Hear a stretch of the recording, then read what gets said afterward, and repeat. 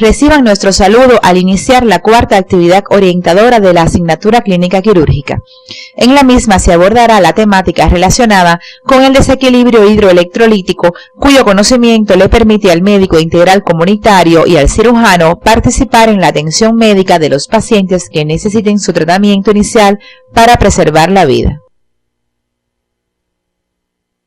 Al finalizar la actividad serán capaces de reconocer la interrelación de los contenidos del desequilibrio hidromineral y ácido básico con las asignaturas precedentes, sobre todo con la clínica 2. Identificar los síntomas y signos característicos del desequilibrio hidromineral y ácido básico e identificar las medidas de tratamiento inicial en un paciente con desequilibrio hidromineral y ácido básico.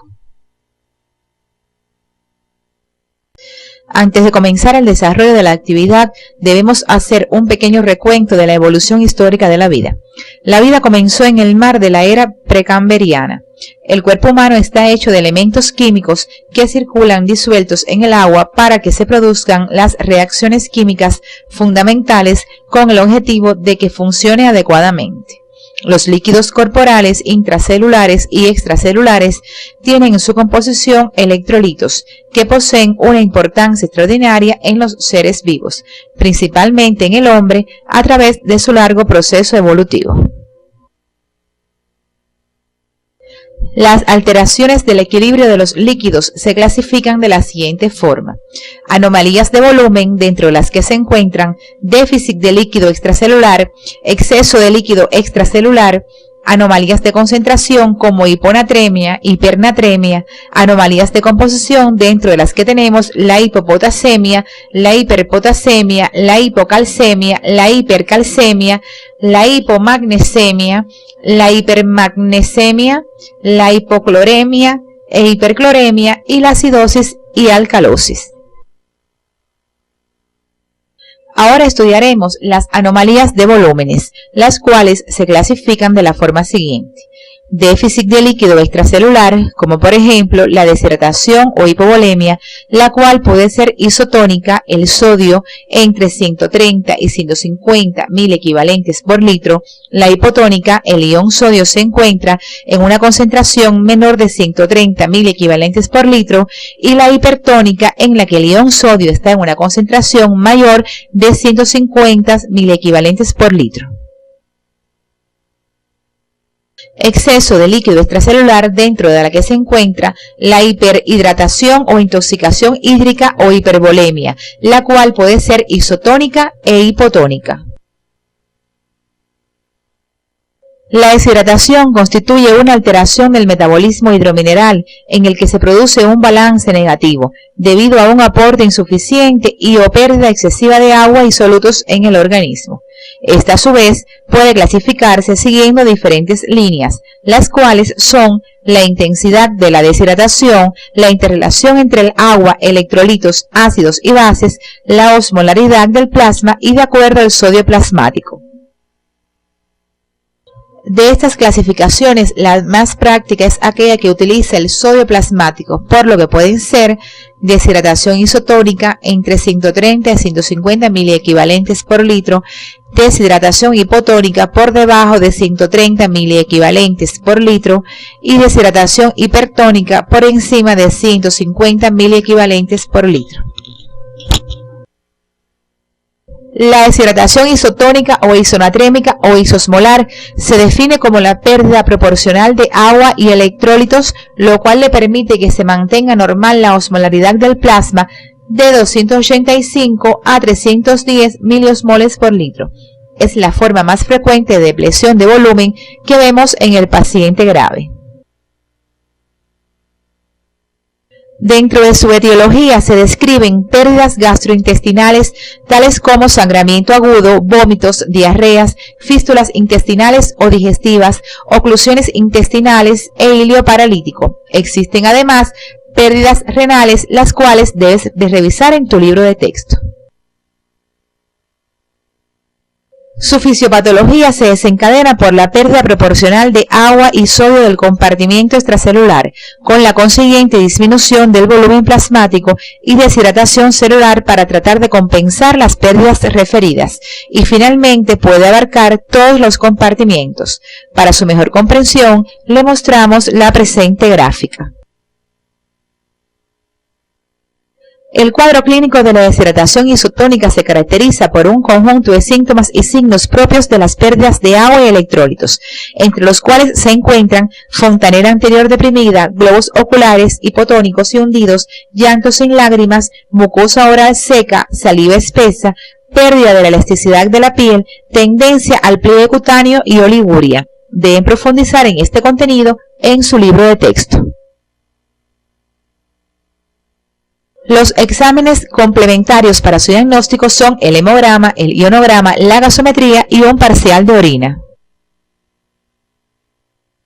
El tratamiento de la deshidratación isotónica se sustenta en tres pilares fundamentales: el aporte de agua y electrolitos, el aporte de calorías en forma de dextroso al 5% y garantizar la restauración rápida de la volemia y del flujo sanguíneo renal. A continuación veremos otra alteración de las anomalías de volumen, que es la hiperhidratación o intoxicación hídrica o hipervolemia. En la práctica médica casi siempre tiene un carácter iatrogénico y su aparición depende del estado cardiovascular previo del paciente. Esta se clasifica en isotónica e hipotónica. La etiología de la hiperhidratación es debida a ingresos de grandes volúmenes de líquidos a un paciente en poco tiempo. Pacientes operados de urgencia por cuadros de desangramientos agudos sin las debidas precauciones y a la administración de agua en exceso en la anuria. Les mostramos una tabla con los mecanismos fisiopatológicos de los estados hipervolémicos.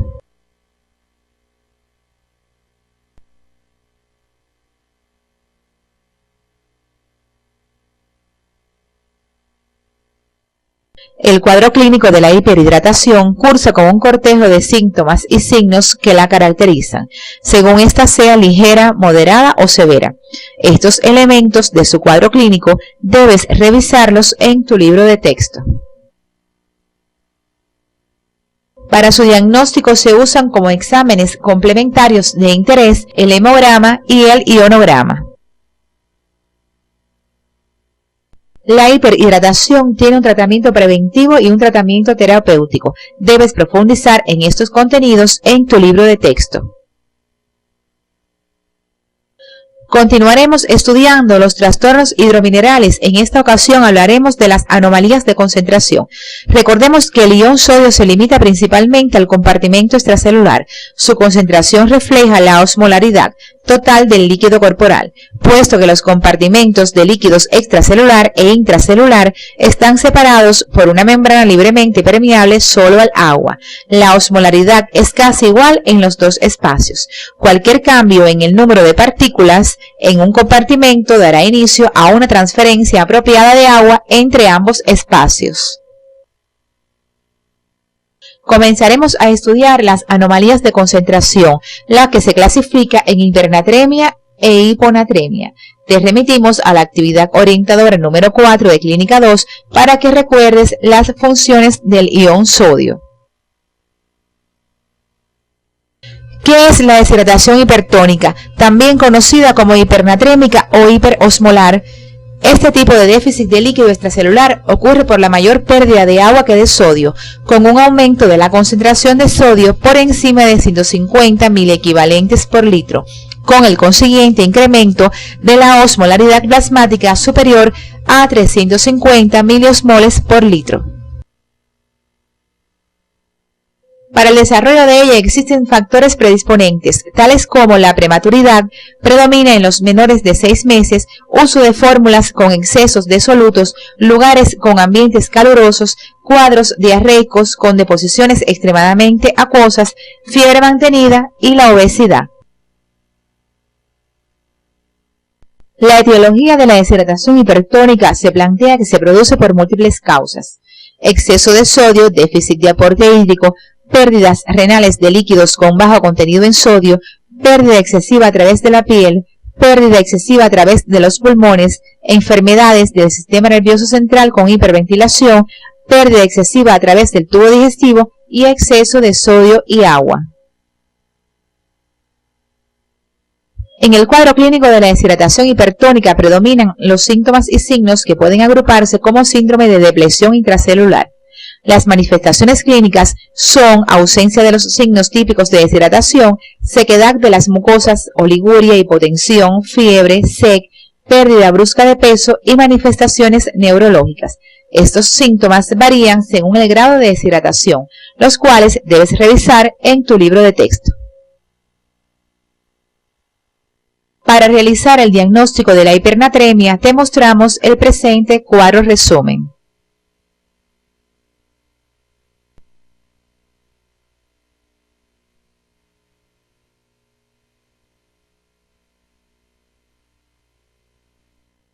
Los exámenes complementarios útiles para el diagnóstico de la deshidratación hipertónica son hemograma en sangre y en orina, hemogasometría, hemograma, determinación del calcio, osmolaridad plasmática, glicemia y urea y estudio del líquido cefalorraquídeo. Dentro de las complicaciones de la deshidratación hipertónica encontramos choque hipovolémico, síndrome de hiperviscosidad plasmática, síndrome meningio, sobreinfecciones pulmonares y hemólisis intravascular. El objetivo del tratamiento de la deshidratación hipertónica consiste en reducir la osmolaridad plasmática hasta niveles normales mediante la administración de agua libre de solutos y o la remoción del exceso de solutos. La remoción de solutos generalmente se logra a través de diuréticos o de la diálisis. Debes ampliar tus conocimientos auxiliándote de tu libro de texto. ¿Qué es la deshidratación hipotónica? También conocida como hiponatrémica o hiposmolar. Se considera este diagnóstico cuando el sodio está por debajo de 130 milequivalentes por litro. Para que se produzca una deshidratación hipotónica deben combinarse tres factores que contribuyen al desarrollo de un estado de hiposmolaridad, los cuales son la ingesta excesiva de agua libre de solutos, el impedimento en la excreción de agua libre y una mayor pérdida de sal con relación. La deshidratación hipotónica se clasifica en hiponatremia con volumen extracelular disminuido e hiponatremia con volumen extracelular aumentado, que esta puede ser hiponatremia dilucional con insuficiencia circulatoria y el síndrome de secreción inadecuada de ADH sin insuficiencia circulatoria. La otra sería hiponatremia hipotónica con sodio corporal y líquido extracelular normal.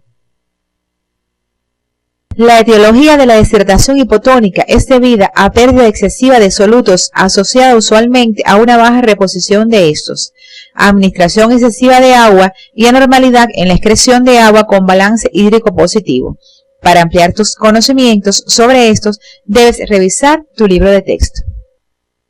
La deshidratación hipotónica es frecuente en lactantes desnutridos, en pacientes posquirúrgicos y en pacientes con fístulas intestinales. Dentro de sus síntomas tenemos las convulsiones, el paro respiratorio, la cefalea, las náuseas, los vómitos, la letargia, cansancio, la indiferencia, la lasitud, apatía, la debilidad muscular y la astenia, entre otros, en los que debes profundizar en tu libro de texto. El tratamiento de esta entidad debes de revisarlo en tu libro de texto, ya que viene especificado según su clasificación. ¿Qué se entiende por anomalías de composición? Es el cambio de concentración de casi todos los iones del líquido extracelular sin que se altere el número total de partículas osmóticamente activas. Estas anomalías de composición se clasifican en hipopotasemia e hiperpotasemia, hipocalcemia, hipercalcemia, hipomagnesemia, hipermagnesemia, hipocloremia, hipercloremia y acidosis y alcalosis. Dentro de ellas estudiaremos la hipopotasemia, la hiperpotasemia y la acidosis y alcalosis. La hipopotasemia es la disminución del potasio sérico por debajo de 3,5 miliequivalentes por litro. La etiología de la hipopotasemia está dada por ingreso insuficiente de potasio, el desplazamiento de potasio hacia el interior de la célula, las pérdidas de potasio por el tubo digestivo, las pérdidas renales, la administración de digitálicos, el síndrome de Bartter y el uso de la hiperalimentación parenteral. Las manifestaciones presentes en el cuadro clínico de la hipopotasemia son manifestaciones neuromusculares como la debilidad muscular de los miembros en el tronco y músculos respiratorios, pérdida de los reflejos tendinosos profundos, parálisis flácida y hasta tetraplegia, el paro respiratorio por afectación de los músculos respiratorios y la tetania. También ocasiona manifestaciones cardíacas tales como la taquicardia, las arritmias, la hipotensión postural y el aumento de la presión diferencial.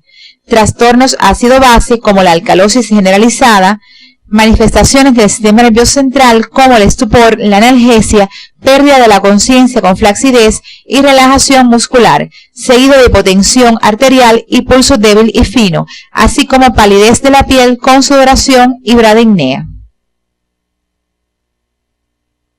Dentro de las manifestaciones digestivas encontramos las náuseas y los vómitos, el ilio paralítico, la dilatación gástrica, la constipación y la polidixia. Y dentro de las manifestaciones urinarias, la poliuria y la atonía vesical.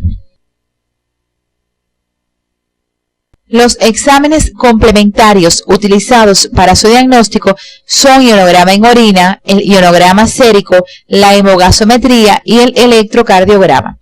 Para ver los resultados de estos exámenes complementarios, debes consultar tu libro de texto.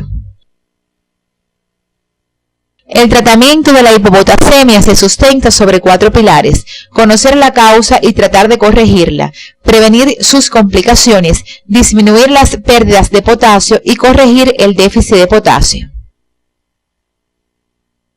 Se define la hiperpotasemia como la concentración plasmática de potasio por encima de 5 miliequivalentes por litro. La etiología de la hiperpotasemia está dada por alteraciones del equilibrio interno del potasio. Dentro de este grupo tenemos la quimioterapia antineoplásica, la acidosis metabólica, la hipertonicidad, la administración de digitálicos y succinilcolina, el déficit de insulina, el clorhidrato de arginina, la rhabdomiólisis, la cirugía mayor, la hemólisis intravascular, el coma diabético, las quemaduras, el hipopituitarismo, el hipoaldosteronismo, la parálisis hiperpotasémica periódica, la sepsis, el shock y la deshidratación. Otras causas que producen hiperpotasemia es debido a las alteraciones del equilibrio externo del potasio, como la disminución de la excreción renal de potasio, la insuficiencia renal aguda en fase oligoanúrica, la insuficiencia renal crónica en fase terminal, la nefritis intersticial crónica, el hipoaldosteronismo selectivo, el uso de diuréticos no exfoliadores de potasio, la amiloidosis, el lupus eritematoso sistémico, el aumento de la administración de potasio, las transfusiones masivas de sangre, altas dosis de penicilina potásica y el uso de la heparina. El cuadro clínico de la hiperpotasemia está dado por manifestaciones neuromusculares, tales como la astenia progresiva, la debilidad muscular, los calambres y las parestesias. Manifestaciones cardíacas como la bradicardia, la arritmia y el paro cardíaco. Manifestaciones digestivas dadas por las náuseas, los vómitos, los cólicos intermitentes y las diarreas. Y manifestaciones del sistema nervioso central dadas por la indiferencia, la confusión mental y el entorpecimiento. El diagnóstico de la hiperpotasemia hay que hacerlo mediante el método clínico, el ionograma y el electrocardiograma. Pueden profundizar en estos contenidos en su libro de texto. El tratamiento de la hiperpotasemia depende de los cambios encontrados en el electrocardiograma y los resultados del ionograma. Existe una terapéutica urgente y una terapéutica crónica. Para ampliar estos conocimientos, debes revisar tu libro de texto.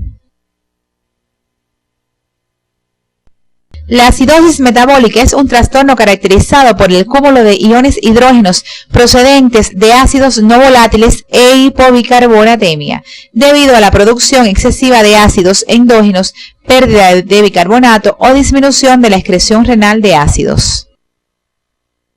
La acidosis metabólica normoclorémica es producida por la insuficiencia renal, la acidosis láctica, la cual es producida por el shock, la nutrición parenteral, el alcohol etílico y el acetaldehído.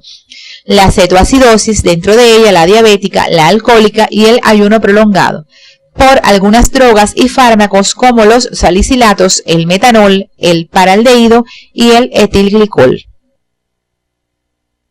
La acidosis metabólica hiperclorémica es producida por pérdidas gastrointestinales de bicarbonato, como puede verse en las diarreas, en las fístulas pancreáticas, en las fístulas biliares y en las fístulas intestinales, en la ureteroenterostomía y con el uso de la colestiramina.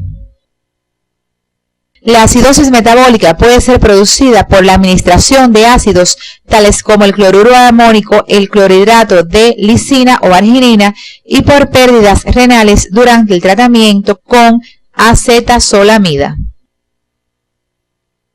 Las manifestaciones clínicas de la acidosis metabólica hiperclorémica son la hiperventilación compensadora, la hipotensión, las arritmias ventriculares, deterioro del nivel de conciencia, confusión y cefalea. Las formas crónicas pueden conllevar a retraso en el crecimiento en los niños y desmineralización ósea en el adulto.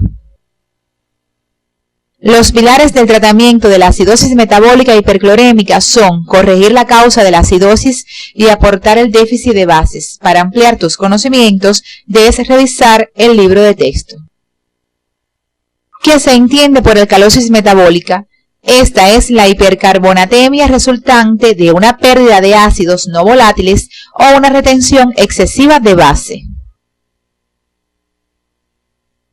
La alcalosis metabólica es producida por los vómitos, la aspiración gástrica, el tratamiento con diuréticos, por la ingestión de bicarbonato para combatir el malestar gastrointestinal, por antiácidos usados en el tratamiento de la úlcera gastroduodenal y por el hipermineralocorticismo.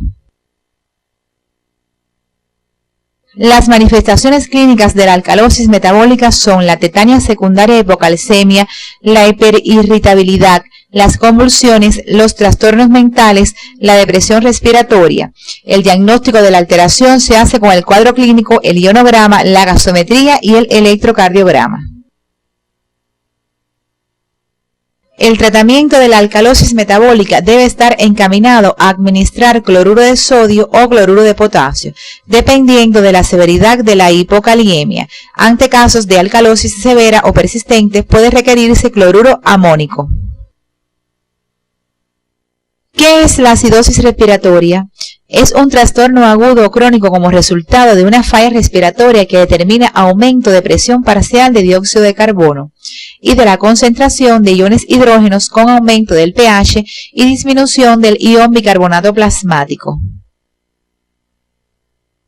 Las causas más frecuentes que producen la acidosis respiratoria son la insuficiente eliminación de CO2 por los pulmones a consecuencia de depresión del sistema nervioso central por el uso de determinados fármacos, trastornos neuromusculares como la miopatía y el síndrome de Guillain-Barré, enfermedades pulmonares obstructivas crónicas como el asma bronquial, la sifoescoliosis y el neumotórax, entre otras. Las manifestaciones clínicas de la acidosis respiratoria son dependientes del nivel de la presión de CO2 y de su rapidez de instauración. Predominan los síntomas neurológicos, asterixis, cefalea, somnolencia, confusión y el coma, ingurgitación de los vasos retinianos y papiledema, y la hipercapnia crónica que se asocia a hipertensión pulmonar y cor pulmonar. El diagnóstico de la acidosis respiratoria se realiza buscando el factor causal, la realización del ionograma y la gasometría.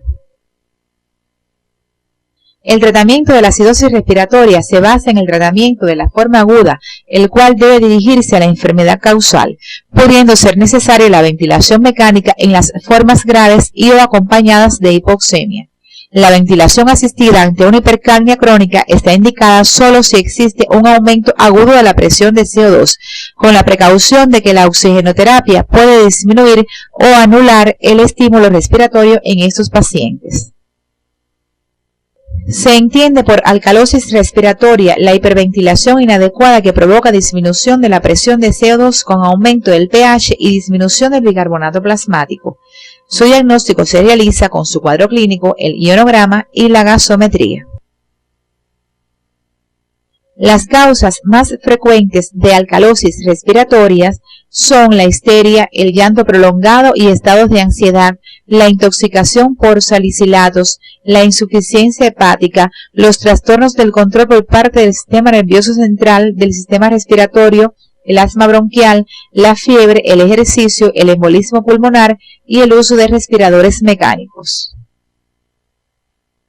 El tratamiento de la alcalosis respiratoria está encaminado a corregir la causa.